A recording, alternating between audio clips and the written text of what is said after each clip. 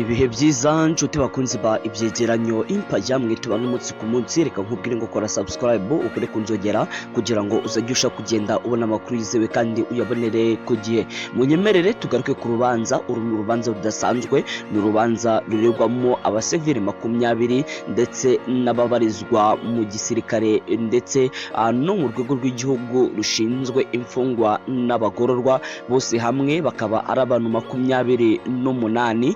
Abangaba bakurikiranyweho ibyaha bitandukanye, ibyaha birimo gukoresha umutungo wa leta mu buryo bunyuranyijwe n'amategeko, ndetse bakurikiranyweho icyaha cyo gukoresha inyandiko udafitiye uburenganzira no gutanga iyo nyandiko ndetse no kuyakira. Ibi ni ibyaha bitandukanye, dore ko abangaba baburanye mu rukiko rw'ibanze rwa gisirikare ruherereye mu mujyi wa Kigali mu karere ka Nyarugenge ahazwi nk'Inyamirambo. Abangaba rwose nibwo baburanye, dore ko muri abangaba baburanye harimo amazina asanzwe azwi. Twavuga Mucyo Anta. Uyu Mucyo Anta yabaye umunyamakuru kuri Radio TV 10, ariko kugeza kuri ubu ngubu akaba yaramaze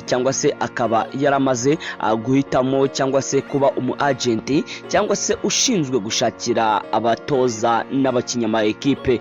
Ndetse siwe gusa urebwa muri uru rubanza, harimo uwitwa Rugaju Rwigani. Uyu Rwigani ni umunyamakuru y'itangazamakuru cy'igihugu RBA, by'umwihariko akaba azwi kuri Radio Rwanda mu kiganiro cyitwa urubuga rw'imikino. Hari uwitwa Ishimwe Richard cyangwa se Rikari, uyu yamenyekanye ku izina ryitwa Umutasi, dore ko nawe ni umunyamakuru kuri Sik FM.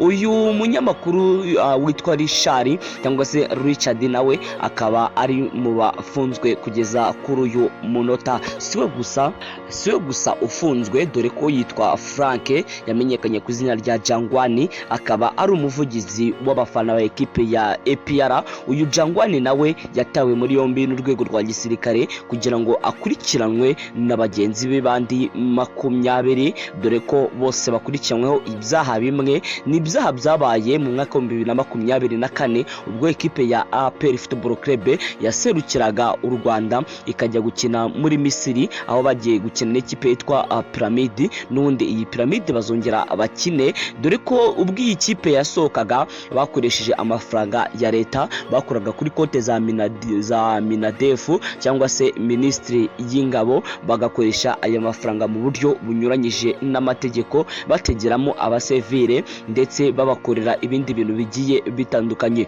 Witwa Mutesi Scovia cyangwa se umunyamakuru kuri Mama Urwa Gasabo. Uyu Mutesi Scovia yavuze amagambo akomeye cyane muri uru rubanza, avuga ko kuba uru rubanza rwarashizwe mu muhezo ngari ibintu bitari bikwiriye, ari ibintu bitari ngombwa, ko dore ko ibingibi kuba byarakozwe gutya ngari kugira ngo abasivile bahohoterwe, nk'uko Scovia ubwe yabivuze mu kiganiro yacishije kuri Mama Urwa Gasabo. Ni ikiganiro cyaciye kuri televiziyo live ndetse kigaca kuri ku mbuga nkoranyambaga za Mutesi Scovia. Ibi rwose Mutesi Scovia yabigaragajeho abigarukaho, avuga ko kuba uru rubanza rwarashyizwe mu muhezo cyangwa se rukaba nta tangazamakuru rihari, ntabo mu muryango w'abafunzwe bahari, kandi ikiregwa ari abasivile, kandi amafaranga aregwa ari amafaranga ya leta, kandi leta ari abaturage. Mutesi Scovia we ntiyahwemye kugaragaza ko ibingibi byaba ari ibintu bidakwiriye.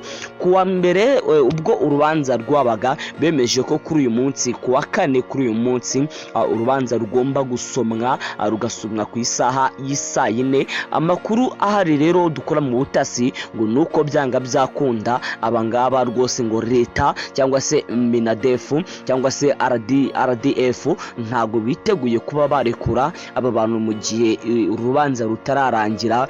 Baregwaga baburanaga kwifungwa n'ifungurwa ry'agateganyo. Rero amakuru dukura ku bari mu rubanza cyangwa se ku bantu bari hafi y'uru rubanza nuko n'ubundi bica amarenga ko byanga byakunda aba bantu barakomeza bafungwe iminsi 30 y'agateganyo kugira ngo urubanza rukomeze ruburanwe cyangwa se ruburanishwe, abantu bose bafunzwe kugira ngo hirinde amaerere ashobora kuzakorwa nyuma y'urubanza cyangwa se mu bindi bintu bigiye bitandukanye. Rero amakuru dukura mu butasi nuko byanga byakunda abaregwa uko ari 28 barakatirwa iminsi 30 y'agateganyo n'urukiko rukiko kugira ngo barusheho kuba bakurikiranwa bafunzwe.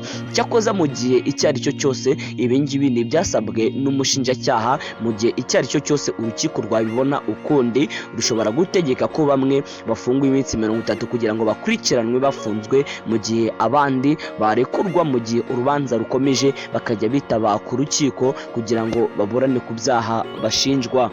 Gusa reka byose dutegereze, twizeye ubutabera bw'u Rwanda. Ni ku isaha y'isa 4 mu kanya gatoya cyane, harabura amasaha 2 gusa kugira ngo uru rubanza rube rumaze gusumwa. Natwe turahangaha i Nyamirambo kugira ngo dukurikirane akantu ku kandi ku bijyanye n'uru rubanza ruregwamo aba bantu batandukanye. Nshuti bakunzi ba Ibyegeranyo Empire, reka mbabwire ngo mukore subscribe, mukore kunzogera kugira ngo amakuru yose yizewe, amakuru agezweho uko biragenda bigenda, natwe turi hano Nyamirambo kugira ngo tubagezeho akantu ku kandi. Nshuti bakunzi ba Ibyegeranyo Empire, mwe mwakoze subscribe muraba agaciro kuri twe. Nawe utarakora subscribe, kora subscribe ukore kunzogera kugira ngo uzajye ubana natwe mu biganiro bigiye bitandukanye. Kuri mikoro ndabashimiye cyane.